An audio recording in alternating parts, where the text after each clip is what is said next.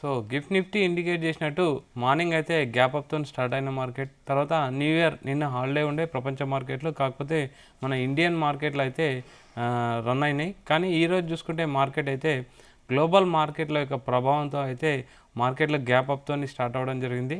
తర్వాత energy and finance సంబంధించిన సెక్టార్లో మంచి బూమ్ రావడంతో ఒక్కసారిగా మార్కెట్లు అయితే కంటిన్యూగా పాజిటివ్ వైపు వెళ్ళడం జరిగింది. ముఖ్యంగా నిఫ్టీ చూసుకుంటే 26,328 దగ్గర క్లోజ్ అవ్వడం జరిగింది. 182 పాయింట్లు పాజిటివ్గా వెళ్ళడం జరిగింది. సెన్సెక్స్ చూసుకుంటే 573 పాయింట్లు పాజిటివ్గా వెళ్ళడం జరిగింది. 85,762 దగ్గర క్లోజ్ అవ్వడం జరిగింది. ముఖ్యంగా మనం నిఫ్టీ గురించి మాట్లాడదాం. లాస్ట్ 2025లో చూసుకుంటే 10.5% అయితే పెరగడం జరిగింది నిఫ్టీ. అదే ఊపుతోనైతే ఈ ఇయర్ కూడా all time high already reach అయిన ఆల్ టైమ్ హైని మళ్ళీ ఆల్ టైమ్ రీచ్ అవ్వడం జరిగింది. 26,328 దగ్గర అయితే లైఫ్ టైమ్ హై రీచ్ అవ్వడం జరిగింది.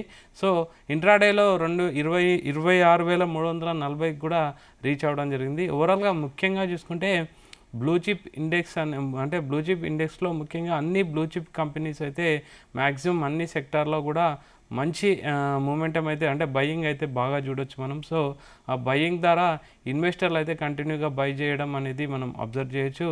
ఇయర్ స్టార్టింగ్ కాబట్టి ఇన్వెస్ట్మెంట్ సైడ్ చూశారని అయితే చాలామంది ఎక్స్పర్ట్స్ చెప్పడం జరుగుతుంది. సో ఈ ఇయర్ కూడా స్టార్టింగే ఆల్ టైమ్ హై రీచ్ అవ్వడం అనేది న్యూ ఇయర్కి అయితే మంచి శుభారంభం అని చెప్తున్నారు. ఒక ఎఫ్ఎంసీజీ సెక్టార్ మినహా అన్ని సెక్టార్లలో కూడా మంచి మూమెంటం అయితే చూడొచ్చు. తర్వాత బ్యాంక్ నిఫ్టీ చూసుకుంటే 439 పాయింట్లు పాజిటివ్గా ట్రేడ్ అవ్వడం జరిగింది. 60,150 దగ్గర అయితే ప్రజెంట్ రీచ్ అవ్వడం జరిగింది.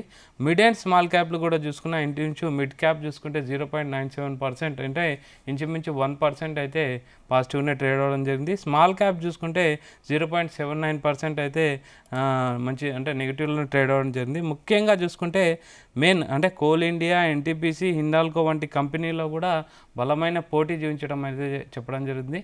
ముఖ్యంగా all time high Nifty reach అవ్వడానికి కారణం ఏంటంటే ఎక్స్పర్ట్స్ చెప్పే వాదన ఏంటంటే ముఖ్యంగా అంటే గ్లోబల్ పరిణామాలు చూసుకున్న ఇండియాకు అనుకూలంగా మారుతున్నాయని ఒక సంకేతాలు రావడం, తర్వాత లోకల్ వైజ్ అంటే ఆర్బీఐ తీసుకునే చర్యలు కూడా అంటే మార్కెట్ పైన ఇన్వెస్టర్లకు ఒక సెంటిమెంట్ కల్పించాయని కూడా ఒకటి చెప్పడం జరుగుతుంది. తర్వాత కార్పొరేట్ సంబంధించిన బలమైన అప్డేట్స్, కార్పొరేట్ సంబంధించి రిజల్ట్స్ వస్తాయని అయితే బలమైన నమ్మకం కూడా మార్కెట్ని అయితే ఒక సెంటిమెంట్ అయితే బాగా కలిసి వచ్చిందని చెప్పాలి.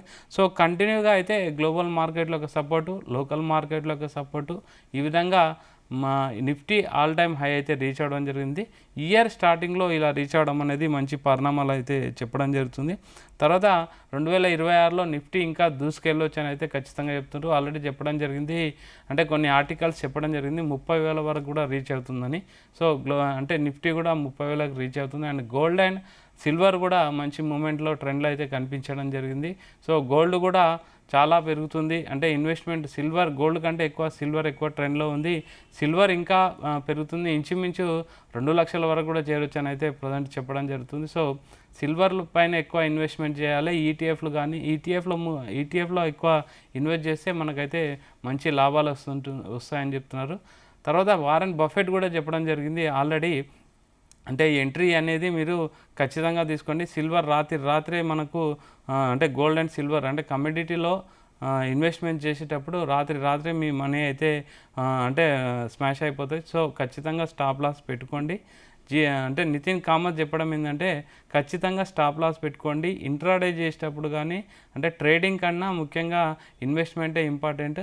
లాంగ్ టర్మ్ ఇన్వెస్ట్మెంట్ అయితే మీకు ఈటీఎఫ్ల ద్వారా చేసుకోవచ్చు, మ్యూచువల్ ఫండ్ ద్వారా చేసుకోవచ్చు. కానీ ఇంట్రాడేలో మాత్రం ఖచ్చితంగా స్టాప్ లాస్ తీసుకోండి. ఎంట్రీ అనేది చాలా ఇంపార్టెంట్, ఎగ్జిట్ అనేది కూడా ఇంపార్టెంట్. మీకు ఎంత పర్సెంటేజ్ అమౌంట్ కావాలని ఒక నిర్ధారణకు వచ్చినాక మీరు ఎగ్జిట్ అయితే బెటర్ అని చెప్పడం జరుగుతుంది. సో ఓవరాల్గా మార్కెట్లో అయితే మంచి పాజిటివ్నే ఉండడం జరిగింది. సాటర్డే సండే హాలిడే కాబట్టి మళ్ళీ మండే మార్కెట్ ఉంటుంది.